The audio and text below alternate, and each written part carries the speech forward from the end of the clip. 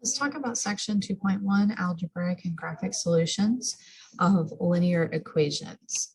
As we go through this section, we are going to talk about solving those linear equations algebraically, as well as how they would appear as possibly a real-world application problem. We're also going to compare solutions of equations with the zeros and x-intercepts of the graph of functions. We're going to solve linear equations graphically, as well as using that x-intersect and the intersection method. And we're going to really kind of talk about a couple of other little things here. So let's just talk about the linear equation real quick and remind ourselves that a linear equation in one variable can have that form ax plus b equals 0. A linear equation in two variables will have that form ax plus by equals c.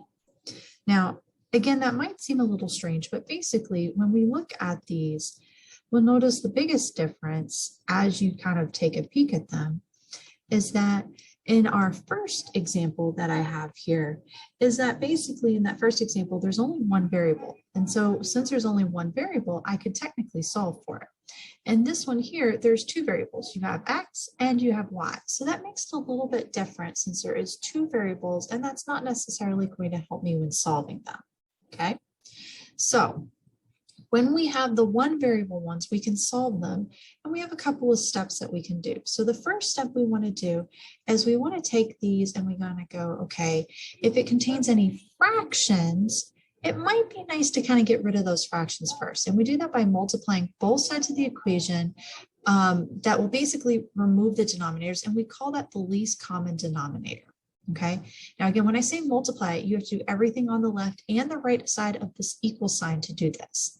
Now, step 2 is perform any multiplication or divisions to remove our parentheses or grouping symbols. So we want to kind of clear out any grouping symbols that you might have. Step 3 is you want to perform any addition or subtraction. Okay, basically the rule is get all the terms on one side that have the variables in it and anything that doesn't have that variable to the other side. Okay, step 4 is you're now at the final kind of extra step there of divide both sides by whatever coefficient is in front of the variable. And then step 5 is basically check it. Okay, now you might end up with an answer, but we do want to always check it just to make sure it's actually, if it's a word problem for sure, if it actually is a reasonable answer. So let's give this a shot. Okay, so our first thing is that I see is I notice that I have an x here. So here's a term that has x and here's a term that has x. The other two terms do not, but I also notice kind of smack dab in the middle there, there's an equal sign. So the goal is that we need to move all the variables to one side. Now, does it matter which side the variable is on? Absolutely not. So what you should think about is basically when you move a variable term, you take the whole term. So this entire thing, I need to move to the other side. Okay. Now, in order to do that whole moving there, what we want to do is we want to take it a little slow. Okay. So we're going to start by basically adding or subtracting those terms. Okay, so I'm going to start by subtracting 30x. Okay, and normally when you see people do this, you see them actually subtract it underneath there, and that's because you've got this beautiful equal sign there.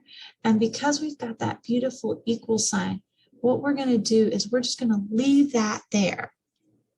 Okay, and anything that we did not subtract, so like that minus 15 is still going to stay there, or add is still going to stay there. So it's like plus 75 is still there. But I can combine 30 and that 60 together. So I have 60x minus 30x. So 60x's minus 30x's is going to leave me with 30x. And over here, as you guys notice, 30 minus 30 is 0. So 30x minus 30x is also 0. Okay, so I'm going to simplify that just a little bit. So instead of actually writing that out as basically 0 minus 15, I'm just going to say minus 15 because, again, what's 0 minus 15? Well, minus 15. Or you can think of it as a negative 15. That works just as well. Okay, so now my goal is to move any term that didn't have the x. So now I have to take that 75, and I'm going to subtract that 75 from both sides. Again, keeping that nice, lovely equal sign where it is. We're not moving the equal sign whatsoever. The only thing we're moving is our terms. So the equal sign still stays exactly where it is. So I still have that whole 30x over on that right-hand side, and then I'm going to have that nice, lovely on the left-hand side, okay? So now this part right here may confuse a couple of people, so let me go ahead and give a little bit of extra help here that might help you out. So remind yourself that when you're doing this, okay, this is a minus 15 minus 75. So since I'm looking at this in a little bit different of a format that I'm kind of used to, like not necessarily doing, if I can't do this by myself, I can always use my calculator to help me out. Okay, so in my calculator, I can say, okay, I have a negative 15 minus 75. Make sure you use that negative sign down there at the bottom right-hand corner, because if I start off with the minus sign, you'll notice it says A and S, and that means the previous answer. I don't know what the previous answer was. It has nothing to do with this. So make sure that if you start with a minus sign, to use it as a negative symbol, okay? Because the calculator doesn't know the difference. And I can put that in there, and we get that beautiful negative 90. Now, a couple of things as you're using the calculator to possibly help you here. I can use it earlier up here where the 60x minus 30x, but if I'm going to use that, all I can do is put in the coefficients, the 60 minus 30. Do not put x in the calculator. Again, the reason why I say don't put x in the calculator is currently my calculator is showing my x to be 60. Your x could be anything else, so we cannot do that. Okay, x is not allowed to go into what we call this home screen. This home screen, which is basically what we've done here, this is the home screen, is where we add, subtract, or multiply, divide numbers. We literally only deal with numbers here. We don't put our variable in here at all unless we're doing something where the variable is stored as a number. Okay. So this last step here that I need to kind of work on as we look at this problem is I need to get rid of our 30 that's in front of our x there. So how do I do that? How do I get rid of that 30? Well, remind yourself that to get rid of that 30, we need to basically divide by that 30 that's attached to the x. And again, why am I dividing? Again, that might seem like really, really strange, but why am I doing it? Well, because 30 and x written side by side are understood multiplication. So the opposite of multiplication is division. Notice, why did we subtract sin 5? What's the opposite of addition? Subtraction. Again, up here, there was kind of an invisible plus sign because it's a positive 30, right? So positive 30x, that's why we subtracted it. It's always basically the opposite operation. And again, negative 90 divided by 30, again, you can use that calculator if you need to pull it out there. Just in case, I know that not everybody needs it, but basically take that negative 90 and divide by 30, and we should have ended up with a negative 3. Okay, now that you've got your beautiful answer there, okay, you do want to kind of do a quick check. First of all, this isn't a word problem, so I don't really need to worry about too much. But when I get an answer like this, I can easily go back up here and plug it into the original problem and just make sure that the left and the right side is identical. Okay, now do you need to show this work physically out? No, but you could always do a nice quick check using that calculator to kind of help you out here. So I'm going to take the calculator real quick and be like, okay, 30 parentheses negative 3, because that's what x is. We just established that, minus 15. Okay, so the left side gave me a negative 105. And let's try it on the right side there. So it's it's a positive 60 times a negative 3 plus 75. And that also gives me a negative 105. So same number left and right. So that means that this right here is definitely going to be our answer. Let's try this again for another one. Okay. So as we try this again, we have a 5 parentheses 2y minus 6 equals 18 minus 2 parentheses y plus 3. Now, again, we're kind of coming to some interesting things here. Is instead of x, it's now y. Is that going to make a difference for us? Absolutely not. Okay, but what I do want to note is I want to note where my variables are. So my first variable is here, my second variable is here. And I'm noticing when I look at those variables, I notice they're kind of trapped inside some parentheses. So because they're trapped inside, I need to first get rid of those parentheses. And we do that by distributing. Okay, So this 5 that's on the outside here is going to be multiplied into everything in the parentheses. And over here, we have a -2, and we're going to distribute that in to everything. Again, make sure you take that sign in front because that is actually part of the work that we're doing there. So that's going to leave us with a beautiful 10y minus, well, 5 times a -6 is going to give us a -30. Okay, equals 18 minus 2y minus 6. Okay, so now that we've gotten that, now my y's are no longer trapped. So I notice I have a y term here, and I have a y term here. So what I want to do is any term that has y in it is basically kind of on its own off limits. Let's just consider it like that. And so what I want to do is I want to take this term and move it over here. And I want to take this term and move it over here. Okay, so we're going to kind of do this. And if you want, you're more than welcome to do this at the same time. Now I'm going to move to the left here. So what I'm going to do is I'm going to add my 2y. Okay, and at the same time here, I am also going to add my 30 to the other side. Because I mean, they're technically two different terms, so I can easily kind of move that very nicely. Now, do I need to do it to the 18 or the 6? Either one will work. It's going to take us a little bit extra of a step there, but that's perfectly fine. So we end up with a 12y equals, well, this is going to give me 48 minus 6. And 48 minus 6 there is going to, again, we're going to have to make sure that we simplify all the way down. 48 minus 6 gives us that beautiful 42. So we end up with 12y equals 42.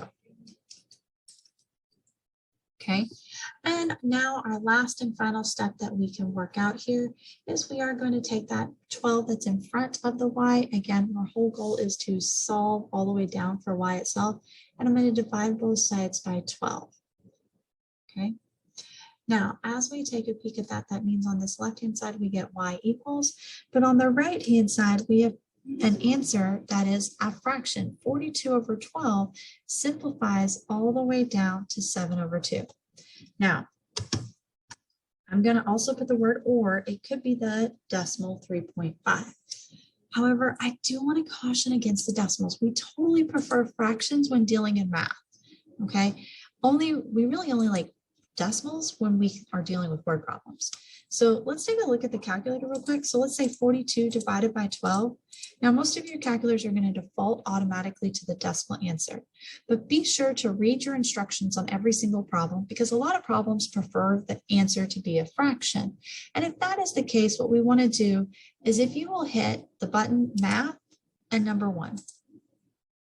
Okay, now again, when I hit math 1, notice it said A and S, so it's going to take the previous answer and turn it into a fraction. And that's where I got my 7 over 2. Now you could have done this earlier on, so when I did that 42 over 12, before I hit enter and execute it, I can hit math 1 here, and it will just make sure that the answer comes out as a fraction. Okay, let's keep going. So what if we have fractions? Okay, now I know this is where a lot of people get super, super scared when they see fractions.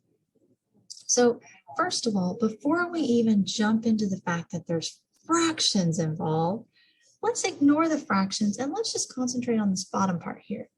So in the bottom part of my fraction are 2 numbers, and they happen to be 4 and 3. Okay.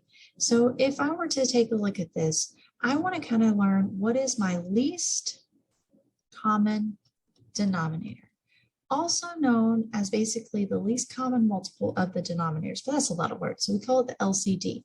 So basically, what's the first number 4 and 3 both go into, but first multiple that they go into? So we're looking for something bigger. Well, let's look at our multiples of 4. So we've got 4, 8, 12, 16, 20, 24, 28, 32, ... Okay, and then let's look at 3. So our first is 3, and then we have 6, 9, 12, 15, 18, 21, 24, 27, dot, dot, dot. Okay, so when I refer to what we're calling as our least common denominator, take a look at those and what's the first number both of them get to, okay, in the multiple sense. So in our case here, basically when we refer to our LCD happens to be that number 12. Okay, so our LCD here, the LCD of 4 and 3 is 12. Okay, so why was that so important to do that? Well, what we're going to do is we're going to take that number that we figured out, the 12, and multiply it by everything on the left and everything on the right. Now notice when I did everything, I put parentheses around everything on the left and everything on the right.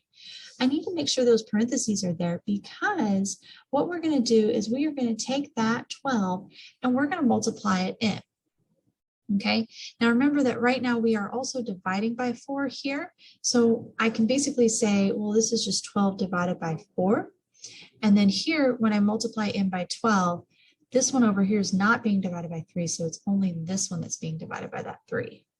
So we have basically that 3 times, because 12 divided by 4 there. So when I take a look at these two here, that's where I got my beautiful 3. Okay, and then again here, 12 divided by 3, that's where I got that beautiful 4 there. But again, 12 times 1 is just 12. There's no division on this part here.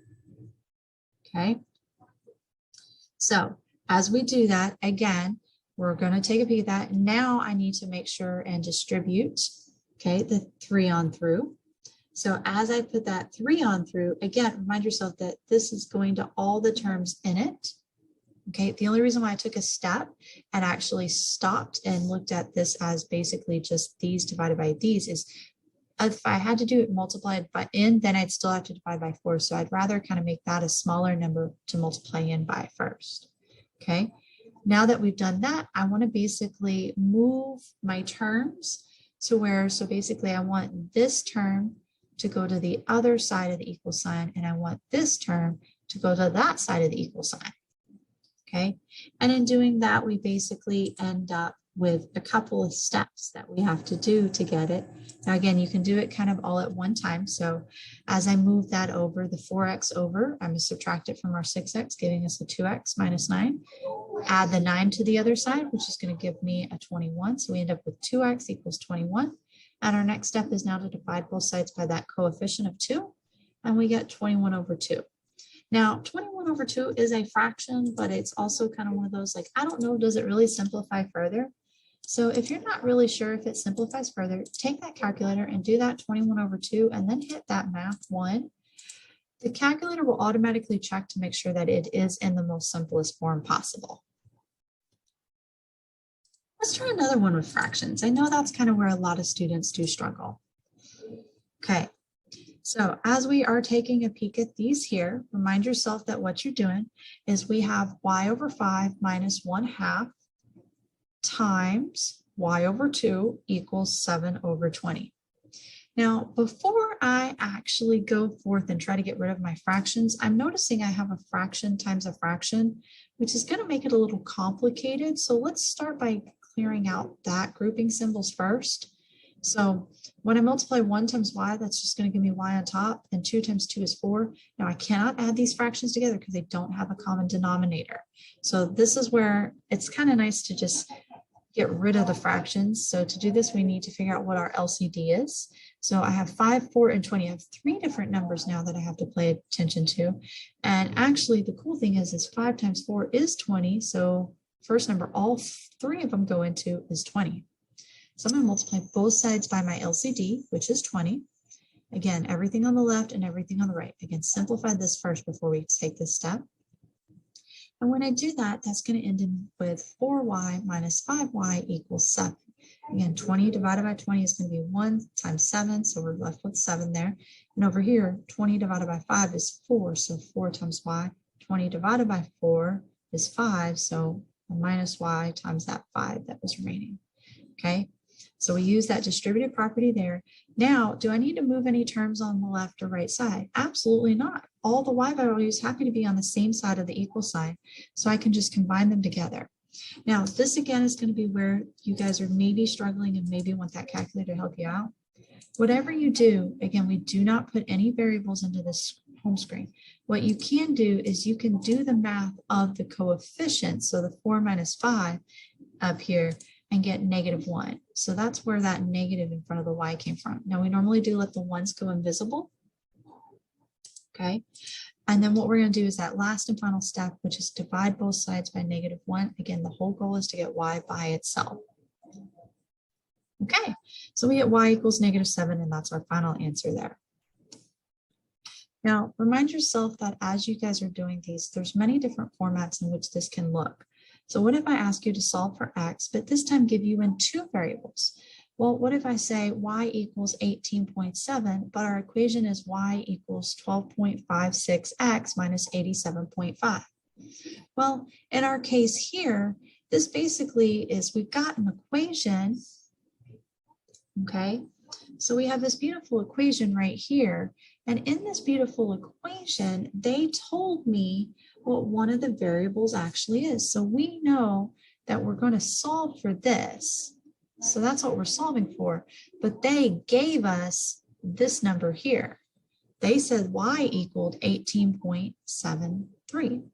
So what I can do is I can literally plug in 18.73 in. And when I do that, it looks like literally everything that we were just doing previously. Now, even though it has decimals, don't let the decimals mess you up. What you want to do is you want to take those decimals and actually work through them as the same thing, okay? So you want to take, basically substitute in our 18.73 for our y, then we're going to add 87.54 to both sides of our equation. Now, even though it's a decimal, again, don't let that decimal mess you up. It's literally just going to work exactly the same way here, okay? So I know that's kind of where a lot of students, they freak out because they're like, oh my gosh, it's a decimal. Don't. You can legit still do this adding and subtracting in the calculator with the decimals if you need to, okay? So with that there, I can be like, okay, so remind yourself, here's a decimal down here at the bottom. So I can be like 18.73 plus 87.54, and that's where I get that 106.27. Now, again, next step is I need to divide both sides by that coefficient. Again, noticing these are sounding very similar to what we were doing earlier. Okay, so again, I'm going to take that 106.27 and divide by 12.56. Now, be aware that the calculator is only going to give as many decimals as it can show. So currently you can see I've got quite a few decimals that are showing up here. And in that case there, we are going to end up rounding. Okay, so when you begin to round your answers here, one of the things that you'll notice is you'll always want to write down a lot more and then round to wherever it says. So if it says round it to the nearest thousandths, thousandths would be that third decimal place. So I'm going to take a peek at that 0 there. And does that 9 round that 0 up or not? Now, when we do round, we do like to use these. It basically means that we approximate, okay, approximated the answer. And that's just a fancy way of saying that we actually rounded our answer. So as you work on these, basically everything that we just did will also work with word problems, also known as applied problems. Now with those, you do want to kind of make sure that you are, 1, double checking that your answer makes sense. 2, you want to make sure that when you're doing these, that you do actually use the units. The units are going to be very important to match, okay? So let's look at a word problem real quick. Now, it is hard for some people to pay off credit card debt in a reasonable period of time because of the high interest rates. Now, if interest rate paid on $10,000 of debt over 3 years is approximated by the following equation, when is the interest rate X percent?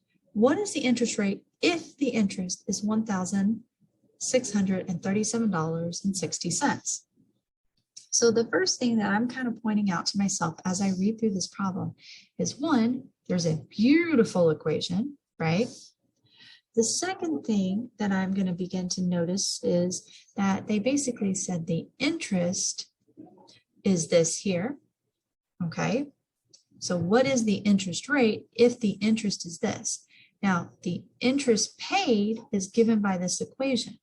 So basically, the interest paid is my y value there, which is kind of cool, okay? So the first thing is take note of that equation, and then basically we're plugging in the interest rate for that y value, which is exactly what we did on the previous problem. It was just set up a little bit differently. And now we're just going to solve for x, because again, in the problem itself, as you guys are taking a peek at it there, okay, it did ask us specifically in the question, what is the interest rate? And they told us that the interest rate is basically our x, okay? So we're solving all the way out for x, and as we solve out for x here, we end up with 9.9998, which ends up rounding again to an approximate answer of about 10%. Okay, but again, the steps for solving this is exactly the same as whether or not we had the words there or not. So again, when you're reading through the problems, what I strongly suggest, and again, I'm going to strongly suggest this, if there's an equation, again, if there is an equation, you really want to make note of that equation. The second thing you want to do is you kind of want to look for what does y define itself as. So in our case here, y is defined as the interest paid. And again, in the problem, it says, well, if this is the interest, what is x? All the other stuff, do I really need to know about the debt of $10,000 paid over 3 years? No, it's a little bit of a filler just to give you background information, but it's not necessarily needed in the actual math part of the problem. Let's try another one. So for a period of time, a man is very successful speculating on the internet stock, with its value growing to $100,000. Now, however, the stock decides it's going to drop rapidly until its value is reduced by 40,000 or 40%. What percent increase will have to occur before the latest value returns to 100,000? Well, let's start off with the very beginning part. How much money did I start with? 10,000. But then I reduced it by 40%, okay?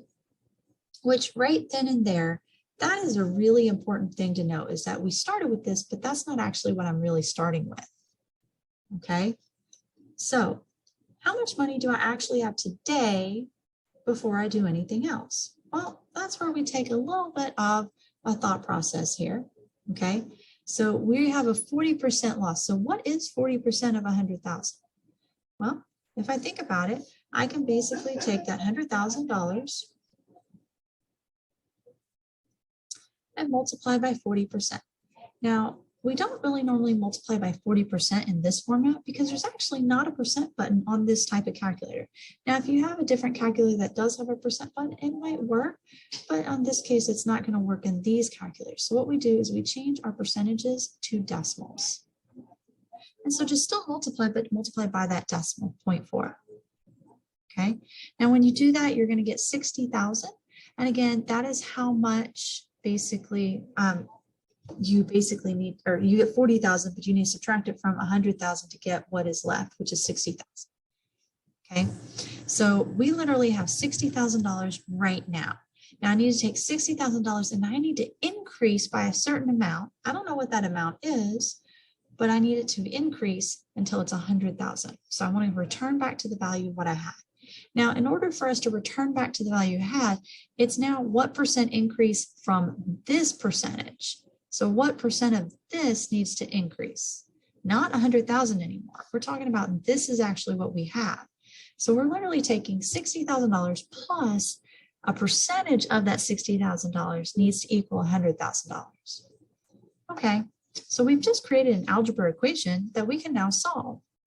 Okay, so I'm going to start by moving any term that did not have my p in it over. And again, I'm choosing p, but you could have chose any letter.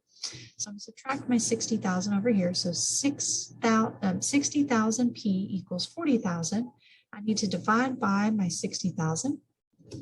Okay, so 40,000 divided by 60,000 is going to be 2/3. But again, I want to make sure that that is a percentage, not just the decimal there. So normally when you look at this, again, using that calculator, you're going to have to change 2/3 into a percentage, which again, multiply by 100 and you now have it as a percent.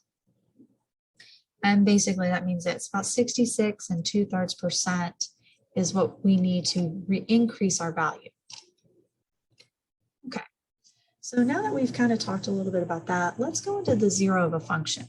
Now this is going to sound like it's something completely different, but it's actually not. So let's start with our definition. A number a for which f of a equals 0 is called a zero of the function. If a is a real number, then a is also considered an x-intercept of the graph of the function. Okay, now I know that sounds basically really, really funky, but basically what it's saying is if I can take some number, plug it into the function, and the y value comes out as 0, it zeroes the function out. So it's considered a zero of that function because that number can be plugged in and it zeroes it out. Now, if that number that I plug in is also a real number, we can actually call it a slightly different name. We call it the x-intercept because we talked about earlier in this course that if I have basically a point on a graph where we have some number and its y value is 0, then basically you have an x-intercept. That is a point on the graph as an x-intercept. So instead of them calling it x here, they're just going to put it as a. Okay, so we can kind of change things up to any letter that we need it to be. Okay, so we just kind of prefer to use the letter a when we're referring to these types of things. Now, oh, sorry. As you guys are doing this, one of the things that you want to do, okay, is we do want to remind ourselves that this is basically our x-intercept if we're referring to the graph. But if we look at it this way, where we plug a into the function and let it equal 0, we actually prefer this as what we call is the zero of the function because it zeroes out the function. Okay, now all of these basically are the same thing. So numerically, they are the same. It's the difference in the wording. So it's an x-intercept if we're referring to the graph. It's a real zero of the function when basically if you can take that function and evaluate at that number and it becomes 0. And if you're just asked to solve this, then that's a real solution of the equation itself. So kind of watch your wording. So let's look at the function f of x is equal to 13x minus 39. I want us to find f of 3. So in our case here, we're not using any keywords. So basically, this is just saying evaluate our function at x equals 3. Now, this one here says the 0. So find the 0 of our function. This is basically telling me take that function and set it equals 0 and solve. So we don't necessarily say it in those same words, but that's literally what it's saying. Okay. When I use this word here, what is the x-intercept of a graph? And here's our graph. Basically, this one is telling me plug in y equals 0 and solve, which we did this in a previous section. Now, the solution of our equation, so find the solution, basically means just take this and solve it out. Because it's just asking for solution. But again, these are 4 different ways, but they all have that same function, but we're all doing something just slightly different in the wording of the directions. But you'll notice that they all end up with almost very similar answers. So for the first one there, remember I said it was just evaluate. So since it's evaluate, we're just plugging in 3 for our x. So we have 13 times 3 minus 39, which ends up being 0. Oh, well, that's it. And then in B, we're basically asking, well, what value can I plug in for x that will make this whole thing become 0 itself? Well, we just did it a moment ago. So we said that that's basically x equals 3. So this right here is we're evaluating, but in this one here, we literally are basically taking 13x minus 39, setting that y value equals 0, and then solving it all the way out for x equals 3. Okay. For C, we can look at the graph and find the x-intercept that way, or we could easily use that whole plug in our y equals 0 and solve it out. And then our last one is just an equation where we solve it out, we get x equals 3. But these are all exactly the same answers. The x value is 3, the y value is 0, but they're all different ways to look at them. Now let's kind of look at the graph. And I know right now you guys are eyeballing that this is x equals 3 as our intercept, but we don't actually like to eyeball things. We like to have exact answers. So let's solve linear equations using an x-intercept method. Okay, so when we use the x-intercept method, the first thing we want to do is basically rewrite the equation to where it's solved for y equals 0. So you want one side to be 0, okay? Move everything. Once it is 0, the side that is not 0, you're going to put into the graphing calculator, okay? So basically, you're going to plug this all into y equals, okay? Once you have it in there, you want to graph it and make sure that you can actually see. So you're going to plug basically what we found in 1 into y equals, then graph. Okay, and then we're going to do the x-intercept method. Now, I'm going to leave this here, and if you need to pause and read it, you'll definitely want to do that, but I'm going to walk you through these steps with the calculator on the next slide. So, step 1, we looked at this one earlier, so we kind of know what we're looking at here. Step 1 is we want to rewrite the equation where one side is 0. So, the easiest thing to do is just basically move all the terms. It doesn't matter which way you move. Now, on this side here, there's one term, and this side there's 2, so I'm going to just move one big term. We're basically moving this whole thing by subtracting that over. Okay, well, now that you've subtracted it over, you're going to enter that into your calculator. So how do I enter that in my calculator? Let's plug that in. So we're going to go to y equals. If there's anything in here, go ahead and clear it out. Make sure it's nice and clear. And we're going to put in x over 3 plus 1 minus, and make sure there's parentheses because there's multiple things up here. So 2x minus 3 all divided by 4. Now, for those that have a TI-83, this is definitely the option that you're going to want to put in. For those of y'all that have the TI-84s, I recommend the part where you can actually put fractions in as actual fractions. So to do that, what you want to do is, again, if you're kind of paying attention to what I'm doing here, is if you'll hit alpha y equals and then number 1, or you could easily hit, if your calculator's up to date, you can hit this alpha x and it'll kind of put that fraction there. And then you can put in that 2x minus 3 over 4. Okay, now again, I'm just using this button here that says xt theta n. That is my variable button. That's the only one we ever want to hit. So if you have a TI-83, it's going to be in that top area there where the blue one is. And then if you have a TI-84 with the option to do the fractions, you can do the second one there. Okay, now from here, what we're going to do is we're just going to hit graph. Okay, now again, remember they should show up exactly the same, which is exactly what we have there. Okay. So now we have that beautiful graph. Okay, so the first thing I want to do is I want to eyeball it. Okay, so here's that graph. Eyeball it. Is it there? Can we actually see it? Okay, now as long as you can see it, now we can actually take our steps here and figure out exactly what it is that we're going to look for. Okay, so we think we know what it is. And again, we've already done this, so we know what the answer is, but I do want to verify. Now, if you need to make any adjustments, you totally can make some adjustments. Okay, make sure that this is correct. Make sure that this looks exactly like what we need it to do. But when I say make adjustments, like it's just a little over here somewhere. I'm not exactly sure where that is. So what I'm going to do is I'm going to hit window. And I know that it was on this side over here. So again, this is basically a positive 10 on the x's. I want to go a little bit out on that. So let's make that like maybe, I don't know, let's go to 15. And that allows me to really see where it crosses very easily.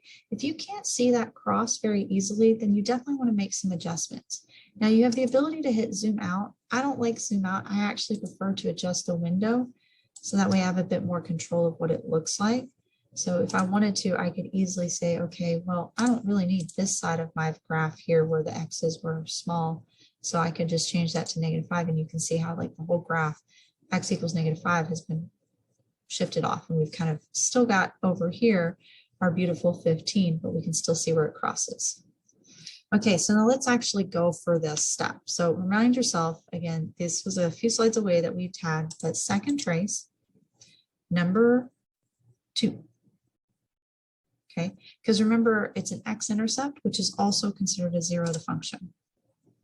Now it's going to ask you a series of questions here. So the first question is left bound.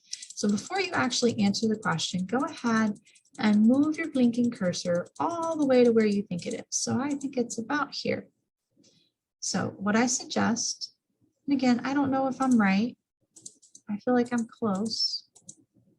Definitely feel like I'm close because you can see that y value is very close to 0.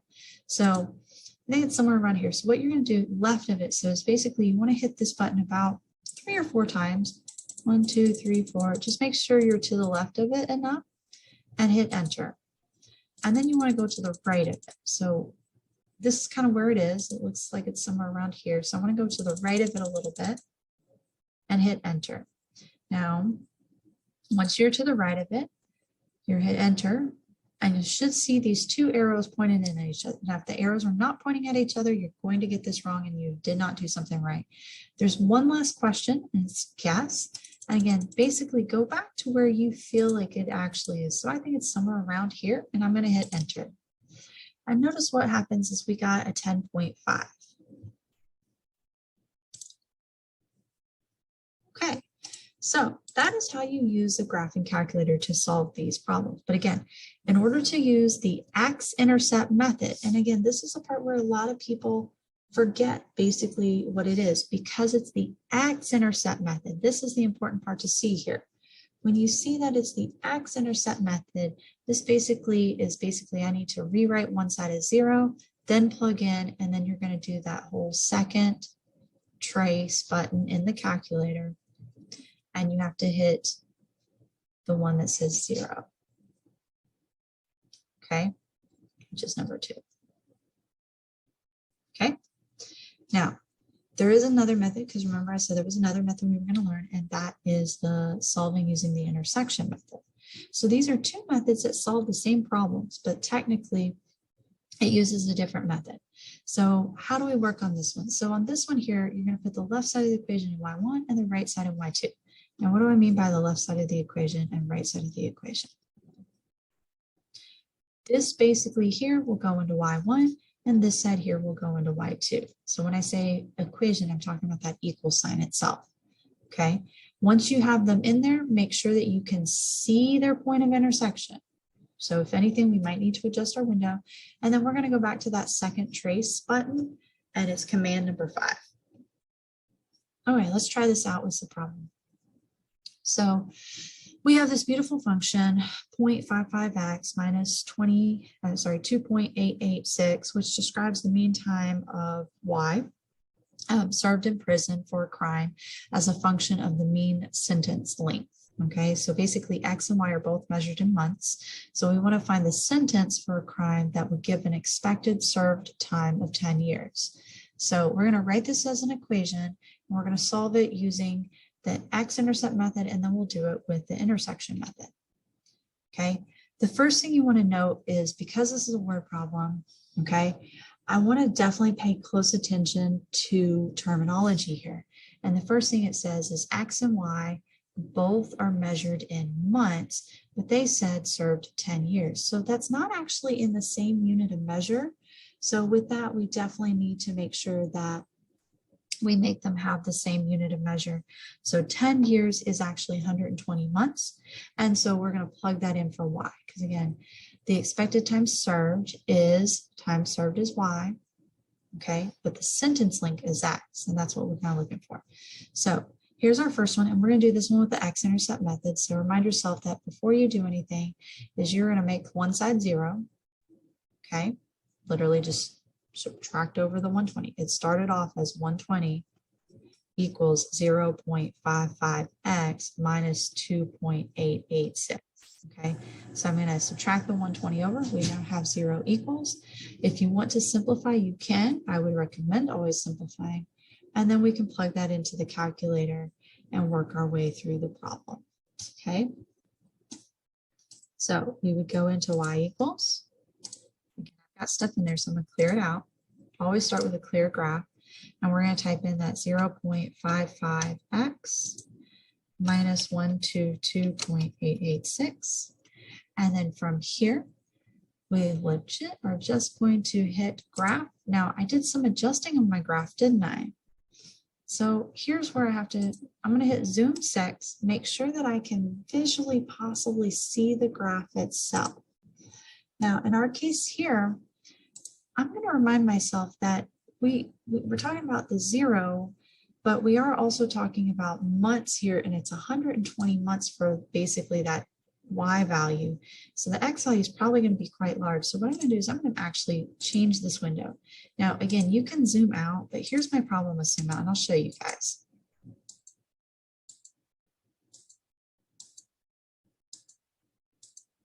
I can just keep zooming, and it might take me a while. Okay. Notice it's just, yeah. Okay. So what I recommend, start with this fresh zoom here. What we're going to do is I'm going to go to window, and I'm going to start here. I know that this is my y-intercept. So I'm going to go for my y-min to be a negative 150. Okay. Why did I say negative 150? Well, because it's quite low. Okay. And then I'm also going to change my x max to, let's take a guess. We plugged in 120, so let's just take a guess at 200 here. Okay, and then hit graph. Notice when I did that, again, this is perfectly fine to see like this, but I noticed here's where C is starting, and it's somewhere way up here. I still haven't gotten it yet, so I'm still not where I need to be. So maybe try 250. Now I know I've already shown you what the answer is, but again, this is kind of where that guessing game comes in, and you can see where it crosses. You can adjust this window as you need to. So if you want to maybe give yourself a little bit more room at the top up here, you can. If you don't like those really thick marks on it, so I can change my scale marks. Let's have it count every 10. How about that? So notice when I count every 10 here, the tick marks no longer become that really thick black line. No, it allows me to see this easier here. And so I'm going to hit second, trace. Again, we're doing the x-intercept method, so which is number 2 for 0. Again, move the blinky cursor closer to it and make sure that, so we think it's about here, so I'm going to left of it, and we're going to go to the right of it. Okay, so I'm just slightly to the left, just slightly to the right. The last question is my guess. And again, once we get it there, we're all just hitting enter, and it's telling me what it is.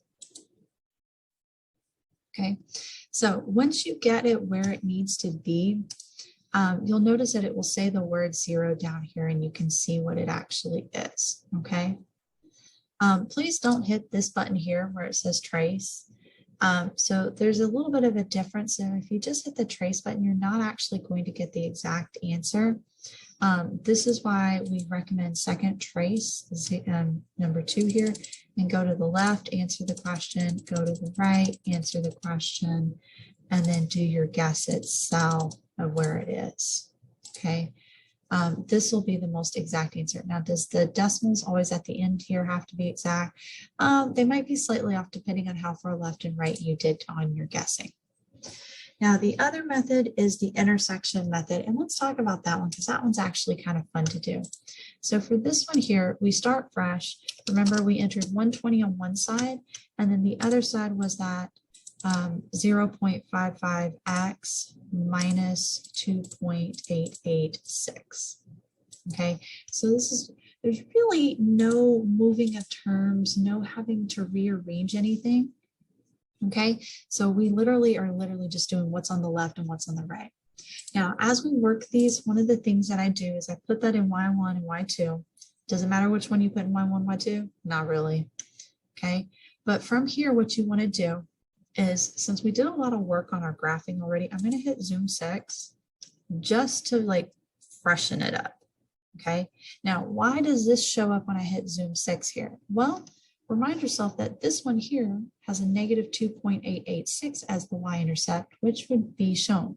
But why do I not see this one here? Well, this one is a horizontal line, and that's going to be super far up here. Our y value is like 120. So this is where zoom 6 starts you fresh, and now I can make adjustments to the window. Now, do I really want to hit the zoom out button like a million times? Heck no. So what I want to do is I want to go into my y's, and again, remember, we're trying to go super far up. We want to see it way up here. So right now, we know there's something existing around 120. Let's just type in 150. Let's go above it and hit graph. Okay, so we now see the blue line way up here, but we see the red line is way far down here. So we need to really kind of extend out this way. So, and that looks really far apart. So I'm going to take a guess of 100. Now, again, I know we already know the answer, but do you see where it looks so far apart, but I was guessing kind of big. So I do still see it's not even that close. So I would probably put my next guess around 200. We got a lot closer, so then I would probably go, okay, my next guess here would be 250. Again, how do I know what am I adjusting? Well, again, where am I moving? If I'm moving on this side here, we're moving my X max. Over here's my X min. Down here's my Y min, and up here's my Y max. Okay, now, do I really want to see this really thick black line? Well, that is where the scale comes in. And if you want to, you can change it to every 10, or if you really want to, you can change it like every 25. It's up to you. It doesn't really matter. Okay, I do recommend to change it if it's really bothering where you see something. Now, once we have it here, we're going to do our intersection method. So second trace, and we're going to hit number 5. Okay. Now, this time it doesn't say left bound, right bound. It says first curve, and then it asks for the second curve. So what you're going to do is you're going to move it kind of close. I'm going to leave it off just a bit, but try to move as close as you can and hit enter. Now, the graph will automatically jump to the next curve. So you'll notice it's already on the second curve, and it even changed everything to color coordinate it. So if you have a color calculator, it really helps here. Okay. And hit enter. And the last question is the guess, which is why if you move as close as you can to it, you actually don't even have to worry about most of the jumping there.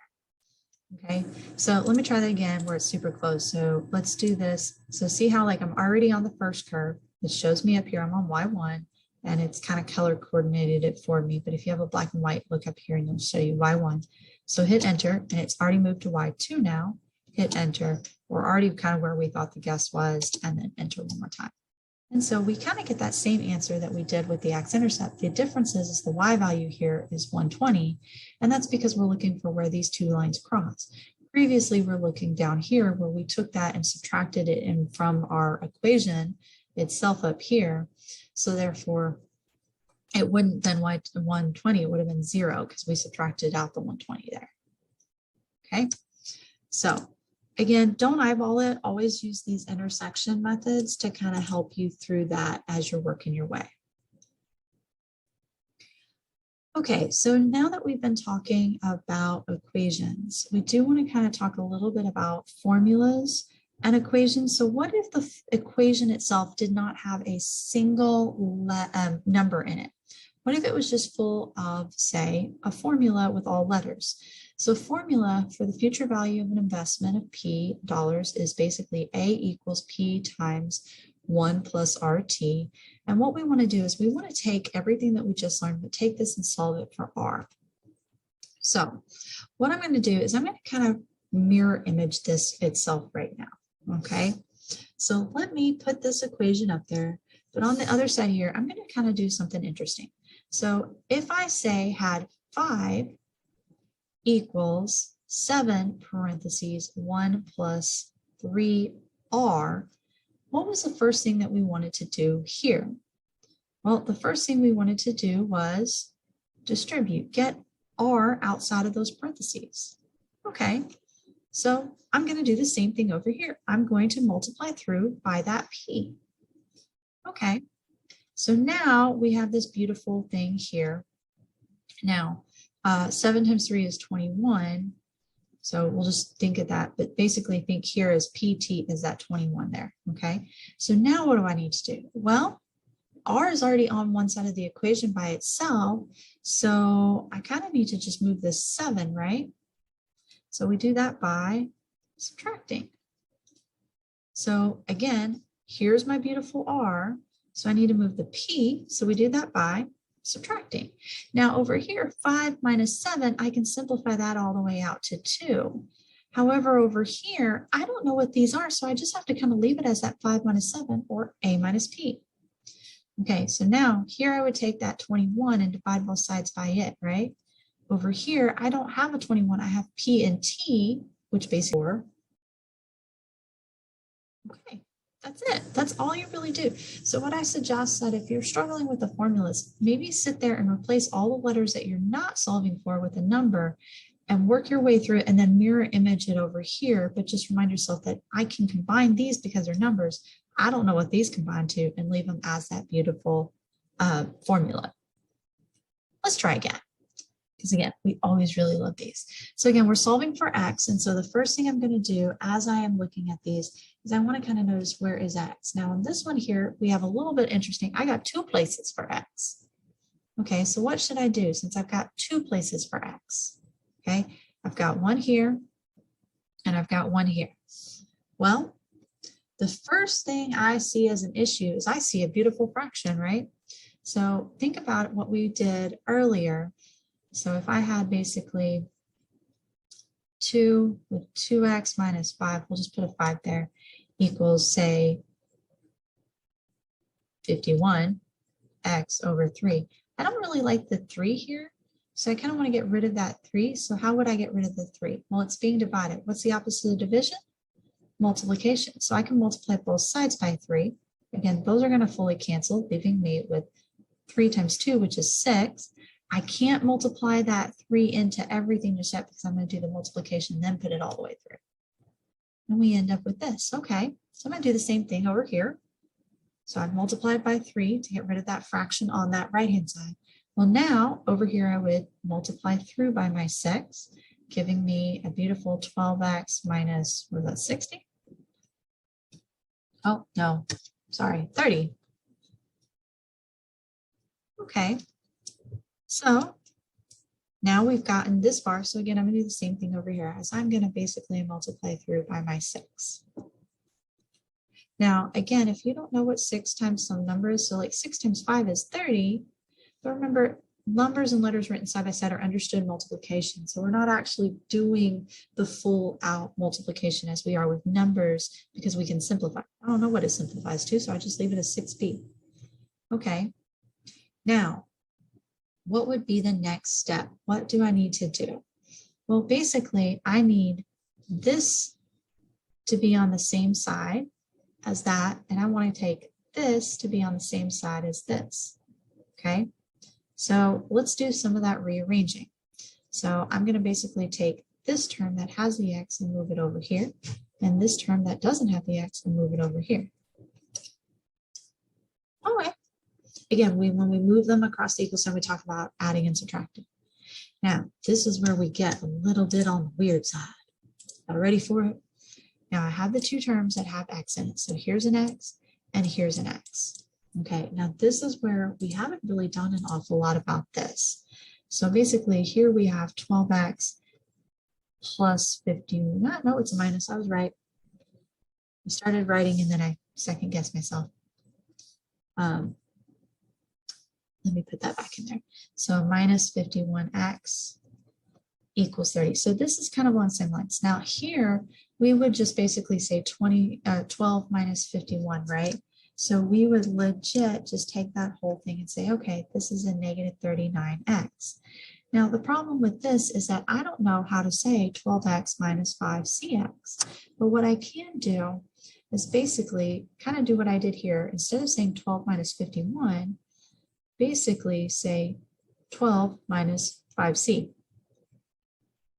And then it's that same thing that's subtracting. I just can't simplify it all the way down and then put the x out to the side. Now you can put it in the front or the back, it doesn't matter.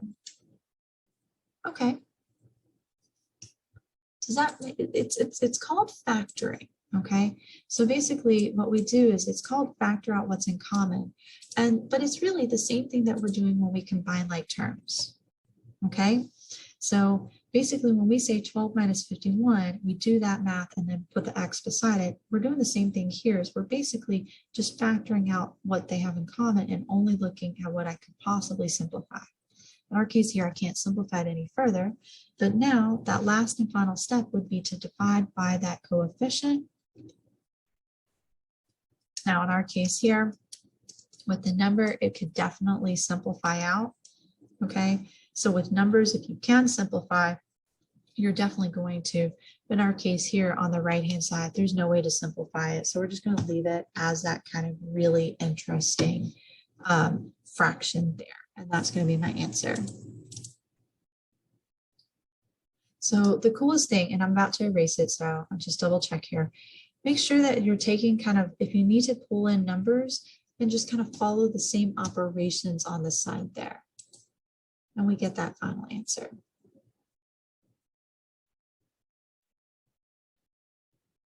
Okay, so hopefully this was really, really helpful for you guys. Remember that as you're working your way through these, you definitely want to kind of take your steps. If it's with an equation with a lot of variables, you know, maybe replace the variables with numbers and only deal with the one variable you're solving for. And that might help you along the way. Otherwise, I would strongly encourage you, make sure to use those colors to make it pop, to show what you're doing. And when if you're lost, make sure that you reach out to your instructor and be like, I need a little bit of extra help here. Okay, hope this helps, and I hope you guys are able to do your homework. And again, reach out to your instructor if you are struggling with that.